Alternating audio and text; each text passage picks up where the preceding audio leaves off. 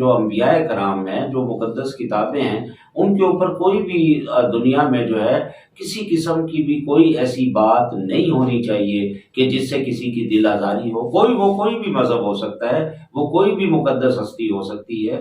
تو اس حوالے سے میرا خیال ہے دنیا کو اب جو ہے وہ اپنا جو گناہ ہے وہ دھونے کی ضرورت ہے۔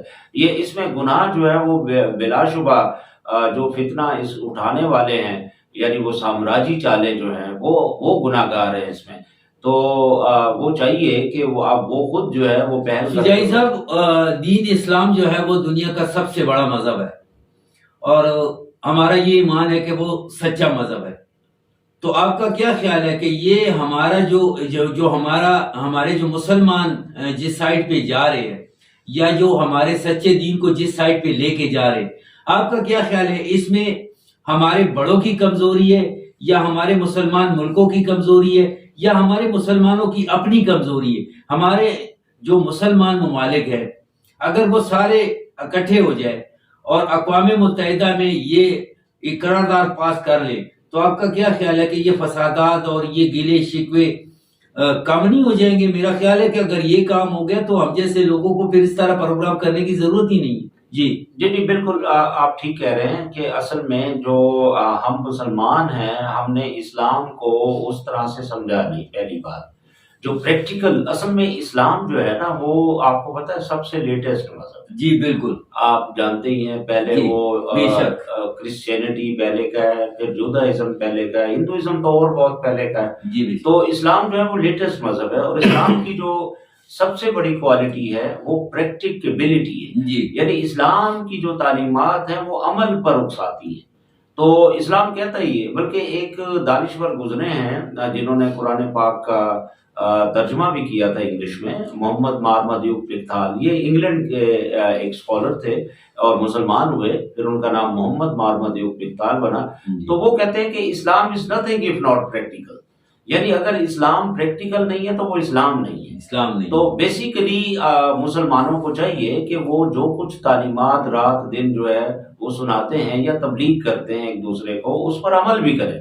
میں دیکھیں نا، اب عمل کی یہ صورتحال ہے کہ ماہ رمضان اب آنے والا ہے، جی بالکل، آپ تو دیکھیں ذخیرہ اندوزی کریں گے، جبکہ وہ جو کافر ملک ہیں وہ اپنی کرسمس کے موقع پر بالکل ایسے ہی چیزوں کی قیمتیں کتنی کم، بہت سہولت دیتے ہیں۔ ایون اب تو وہ ماہ رمضان کا بھی خیال رکھتے ہوئے کہتے ہیں کہ وہ بھی اس کی بھی قیمتیں جو ہے وہ ڈاؤن کر دیتے ہیں۔ تو ہم لوگ جو ہیں اپنے ہی ماہ رمضان میں چیزوں کی ذخیرہ اندوزی کرتے ہیں کہ ان کے ریٹس بڑھ جائیں گے۔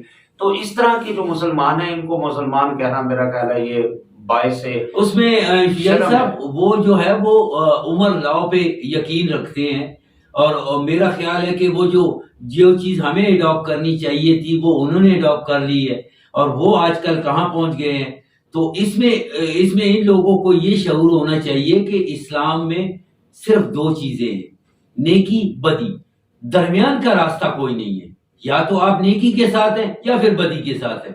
تو اس میں ان لوگوں نے وہ جو ہماری چیزیں وہ انہوں نے اڈاپٹ کر لی، تو مسلمان تو اللہ کا شکر ہے کہ ہم مسلمان ہیں اور کلمہ پڑھتے ہیں، لیکن مسلمان اپنے حرکات اور سکنات کی وجہ سے نیچے جا رہے ہیں، چونکہ اس کے برعکس جنہوں نے ہماری تہذیب اور ہمارے مذہب کے کچھ چند چیزیں اڈاپٹ کی ہیں تو وہ ترقی پہ جا رہے ہیں۔ کیا کہتے ہیں اس کے بارے میں؟ ہاں جی، اصل میں یہ ہمارا تو میں اب کیا کہوں کہ ہمارا ہے یا کس کا ہے، بیسیکلی اصل چیز ہوتی ہے عمل۔ دیکھیں اسلام بھی آپ کو یہ کہتا ہے کہ بھائی عمل کریں۔ اسلام کہتا ہے کہ آپ وہ تسخیر کائنات کریں، قرآن پاک میں بڑی واضح آیات جی ہیں، بالکل، وَسَخَّرَ لَكُم مَا فِي السَّمَاوَاتِ وَمَا فِي الْأَرْضِ۔ تو اب آپ تسخیر کائنات نہیں کرتے، وہ تسخیر کائنات صرف ہمارا نہیں ہے، وہ سب کا ہے۔ آپ یہ نہیں کہہ سکتے کہ وہ صرف اسلام کے ہی لوگوں کے لیے، نو، وہ انسانوں کے لیے۔ کچھ جو رولز ہیں وہ قرآن پاک میں بھی ان کا ذکر کیا ہے، وہاں انسانوں کی بات کی گئی ہے، وہاں مسلمانوں کی بات نہیں کی گئی۔ اور دوسری بات یہ ہے کہ اسلام زور دیتا ہے کہ آپ جو ہے مثال کے طور پر من غشا فلیس منا، جس نے ملاوٹ کی وہ ہم میں سے نہیں ہے۔ المسلم من سالم المسلمون من لسانہ ویدہ، مسلمان وہ ہے جس کے ہاتھ اور زبان سے دوسرے مسلمان محفوظ رہیں۔ تو اسلام تو ان باتوں پر زور دیتا ہے، اوفوا بالعہد ان العہد کان مسئولا، وعدہ پورا کرو، بے شک وعدے کے بارے میں پوچھا جائے گا۔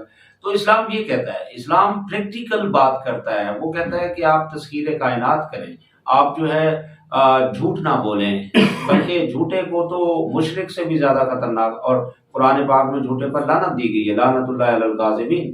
تو کہنے کا مطلب یہ ہے کہ جناب اور پھر مسلمانوں کو یہ بھی کہا گیا ہے کہ یا ایھا الذین آمنوا لما تقولون ما لا تفعلون، اے ایمان والو تم وہ بات کہتے کیوں ہو جس پر تم خود عمل نہیں کرتے۔ تو اس بات کو بھی کہا گیا ہے۔ اب مسلمانوں میں اب یہ ساری چیزیں اس طرح سے جو تعلیمات ہمیں یہ ملتی ہیں اس پر اس طرح سے عمل نہیں کر رہے، الٹ ہی کر رہے ہیں، مطلب ملاوٹ بھی کریں گے، وہ ایک دوسرے کا جو ہے وہ ظلم و زیادتیاں ناانصافیاں آپ کے سامنے ہو رہی ہیں وہ بھی کرتے ہیں، اور وعدہ خلافیاں بھی کرتے ہیں، یہ سارا کچھ کرتے ہیں۔ اور بلکہ ایک اکثر میں یہ کہتا ہوں کہ وہ اسلام میں ہے کہ یعنی صفائی نصف ایمان ہے۔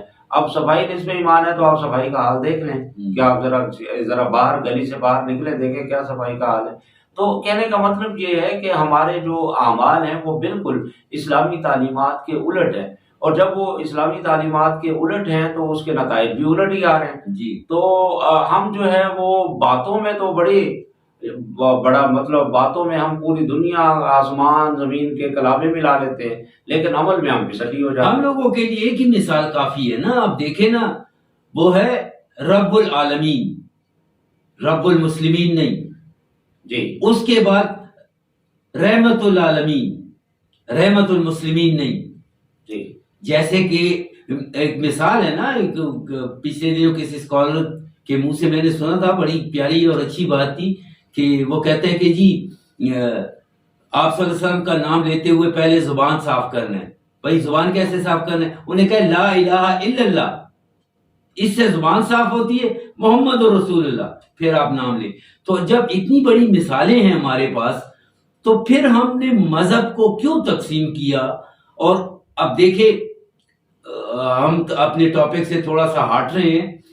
فرقہ واریت یہ ہم لوگوں میں ہے، آپ کرسچن میں چلے جائیں، یہودی میں چلے جائیں، سکھ میں چلے جائیں، ہندو میں چلے جائیں، ہوں گی، یہ نہیں کہ نہیں ہوں گی، لیکن فرقہ واریت جتنی ہم لوگوں میں بڑھ چڑھ کر استعمال ہو رہی ہے کسی بھی چیز کے لیے جس سے آپ نفرت کر رہے ہو، جی فرقہ واریت میں مارے جاتے، تو فرقہ واریت اگر ہمارے اسلاموفوبیا کا مین چیز ہے، یہ فرقہ واریت اگر خاص کر سینٹرل ایشیا اور پھر خاص کر پاکستان میں ختم ہو جائے تو میرا خیال ہے ہمارا ملک اصل معنوں میں پہلا اسلامی ایٹمی ملک ہوگا۔ جی سجائی صاحب، اصل میں بات یہ ہے، دیکھیں فرقہ واریت کی تو آپ ابھی مثال آپ کے دیر کا جو واقعہ ہوا ہے جی آپ اس میں دیکھ لیں، وہ کالج کا جو اسٹوڈنٹ نے جو کیا، وہ ٹیچر نے وہ اسائنمنٹ دی، جی بالکل پیپر دیے، اس کو پھر اس نے کیا سے حضرت عمر رضی اللہ تعالیٰ عنہ کا یہ واقعہ ہے، تو اس پہ پھر وہ پورے شہر کو جلایا گرایا، وہ کالج کو بھی وہ کیا، وہ ایک بہت بڑی یعنی ایک مطلب وہ فتنہ اٹھایا۔ تو یہ فرقہ واریت جو ہوتی ہے یہ بہت خوفناک چیز ہوتی ہے اور اس سے بالکل بچنا چاہیے، لیکن ہمارے ہاں کیونکہ اس کو پروموٹ کیا گیا ہے۔ اصل بات یہ ہے کہ ہم لوگوں نے جو ہمارے نام نہاد سوڈو جو اسکالرز ہیں، میں اصل اسکالرز کی بات نہیں کر رہا، ہمارے ہاں سوڈو اسکالرز بہت زیادہ ہیں، اور بلکہ مجھے تو ان سوڈو اسکالرز کے اوپر جو ہے نا، وہ ہمارے ایک دانشور گزرے ہیں اکبر علی میں، ان کا ایک جملہ بڑا بار بار میرے دماغ میں چپک گیا، وہ یاد آتا ہے۔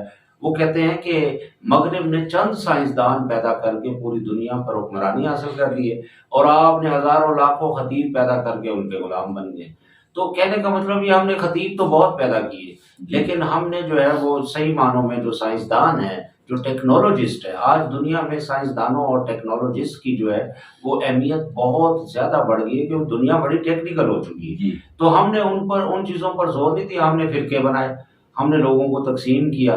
اب میں آپ کو ایک بات بتاؤں، مولانا جلال الدین رومی ایک بہت بڑے عالم، آپ کو پتہ ہے، وہ مدرسہ چلاتے تھے، تو ایک مولوی ان سے بڑا مطلب حسد کرتا تھا ان کی شہرت سے، آپ کو پتہ پوری دنیا کے لوگ ان سے فتویٰ لینے آتے تھے۔